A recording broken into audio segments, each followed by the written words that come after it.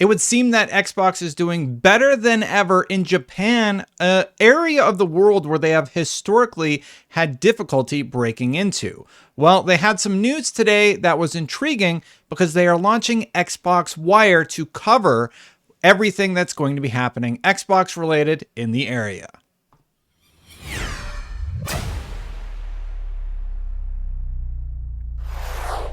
In addition to this news, I'm going to be covering off on a few other Xbox things at the end of the video. But before I get into it, please consider hitting that subscribe button, hitting that bell to know when these videos go live. It's not animating. Why aren't you? Animate. Animate. Well, pretend it. There we go. I don't know. It was falling asleep there for a second. My hard drive had to wake up.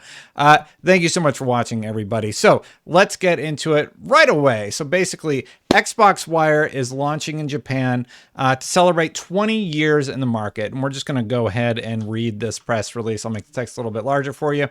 Xbox Wire officially launches in Japan as Xbox celebrates 20 years in market. As we celebrate 20 years since the first Xbox was sold to Japanese fans, we are proud to announce that the official home for all Xbox news and announcements, Xbox Wire, has also launched in Japan. I actually have it brought up right here. Sorry for the squeaky microphone. And this is the Japanese website. You can see it covers off on a lot of all the news and things that are happening there.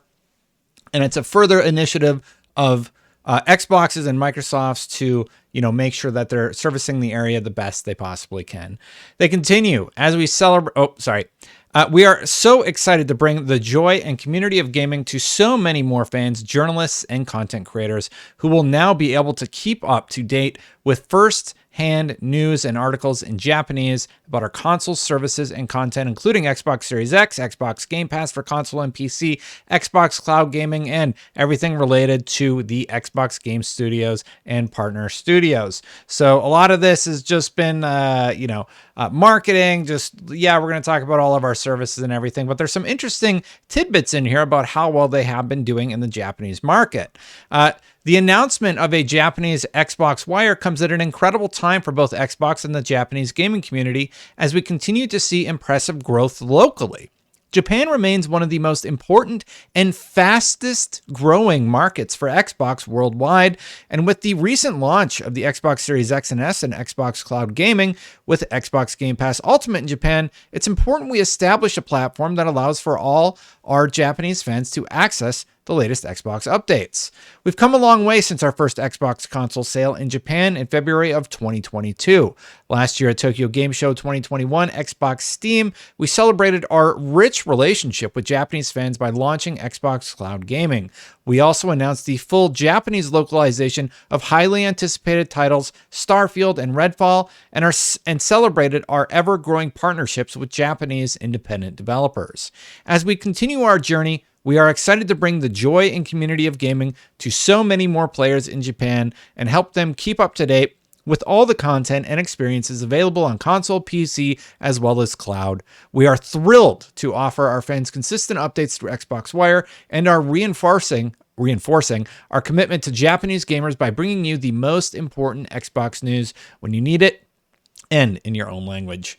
The launch of Xbox Wire in Japan means Japanese fans can receive up-to-date, relevant, and fully localized news relevant and fully localized news as and when they need it. I don't know why they wrote it that way. Anyway, our hope is this launch will bring Japanese players even closer to the Xbox brand and strengthens our commitment to the Asia region. Xbox Wire will have regular updates, and as you can see, the version here. So what's really interesting about this is you've probably seen a few of the videos I've made on the channel where I talk about Xbox, how they're doing in the Japanese market, and how, IGN has done several interviews where Microsoft or an Xbox representative in that area has talked about how they're seeing a big uptick in usage on the Xbox platform in Japan. That's great news for Microsoft, great news for Xbox. And What I really like to see here is the fact that Xbox is doubling down on localizing content for that region. So you're not using something like, I don't know, Google Translate, but in Japan to translate from English to Japanese, you're going to have fully localized versions of Xbox Wire so that the community over there and journalists over there can keep up with the brand. So that means Microsoft is not only investing in more resources to the region, but there must have been a cost justification for them to say, hey, we're seeing a lot of growth in this region, which, you know, I've done a few videos about. I can link to them in the description. And that must mean Japan's going better than expected for them. We've seen the console sales. We know they're not like gangbuster numbers, but there must be something that Microsoft sees in Japan.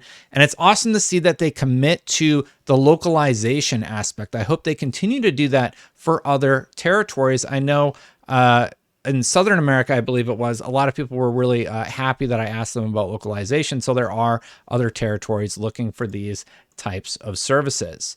One other feel-good story that I wanted to talk about from Xbox was the Forza Horizon 5 sign language update finally came out. So Forza Horizon 5 has started to introduce sign language support throughout the in-game cutscenes. And you saw sort of a demo of this if you played Forza Horizon 5. They said that it would be coming at a later date. Well, it has been introduced. So you can see that you can actually see during the cutscenes that a character or a person will come up and they will, you know, do actual sign language to tell people who can't hear what is happening in those moments. It's just another one of Xbox's accessibility options that I have seen over the last few years, and it has been really, really heartwarming to see. Like, they did the accessibility controller. I think that was one of their first really big early wins. Now they're putting, you know, sign language directly into the game. I wonder if they have it like in action here.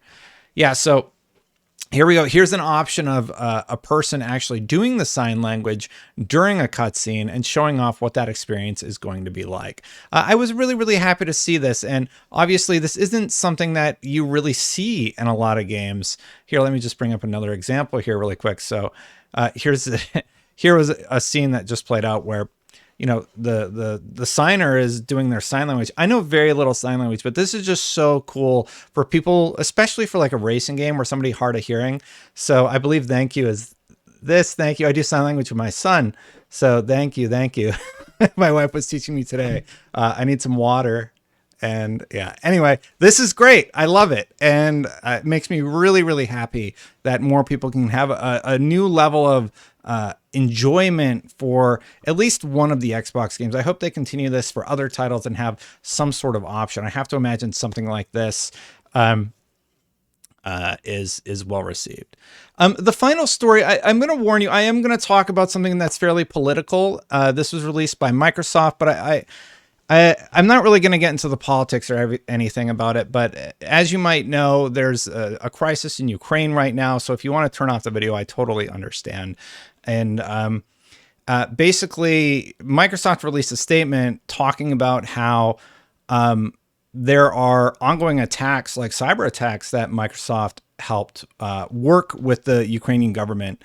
And I found it interesting. I'm going to talk about it, a few aspects of it. And, you know, just on a personal note, like the war in Ukraine has been very unsettling, I think, for everybody. So I understand if you don't want to hear about this right now, but I just wanted to read this aspect of it to you. So basically there was a big, I'll paraphrase for you basically. There were missiles that were going to be launched and there was a big cyber warfare attack. So several hours before launch of missiles or movement of tanks on February 24th, Microsoft's Threat Intelligence Center detected a new round of offensive and destructive cyber attacks directed against Ukraine's digital infrastructure. We immediately advised the Ukrainian government about the situation, including our identification of the use of a new malware package, which we denominated Foxblade, and provided technical advice on steps to prevent the malware's success. Within 3 hours of this discovery, signatures to detect this new exploit have been written and added to our Defender anti-malware service, helping to defend against this new threat. In recent days, we have provided threat intelligence and defensive suggestions to Ukrainian officials regarding attacks on a range of targets, including Ukrainian military institutions and manufacturers, and several other Ukrainian government agencies. The work is ongoing. So they prevented a big malware attack, and they also are working to, and I found this interesting. So yes, the most important thing is that they're offering support for your humanitarian aid. They're trying to protect their employees. They're also working to do something about state-sponsored disinformation. And in a world where clips are being manipulated constantly, and it's now being utilized by Russia to manipulate media to make things look like they're happening that maybe aren't happening. We've seen news reports where people thought Arma was an actual event that took place in real life, and it was actually from a video game. So Microsoft is working on developing some anti-disinformation stuff. And like I said, look, I don't like talking about politics like ever publicly. I'll keep that shit to myself. But I found this interesting, and I found it interesting that they were able to protect Ukraine. Just watching what's happening over there has been very upsetting, obviously. Personally, watching just people flee their country, and it just seems so unnecessary. Honestly, I don't understand why it's happening. I just don't get it. But this was heartwarming to see, and to see that something closely associated with video games is, doing something a little bit good. I don't know. It gave me a little light. I probably shouldn't have talked about it on the channel, but it happened. So sorry about it. Let's just get out of this one before I keep digging. But yeah, thank you so much for watching. If you like my videos, hit that subscribe button, hit that bell.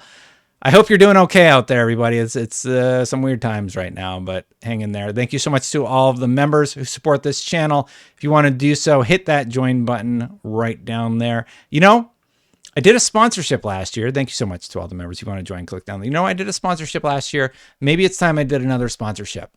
Let me know what you would think about that. I'll post a poll, and I'll be like, hey, would you think it would be a good idea? And you can tell me in the comments, do you think it'd be a good idea for me to do something like Red Cross, or find a charity that I find acceptable and we could raise money for what's going on over there right now? It could be a small thing that we do to support what is a pretty bad situation. Let me know what you think about that. All right, I'm going to get out of here, and I'll see you for the next one. Bye for now, everybody.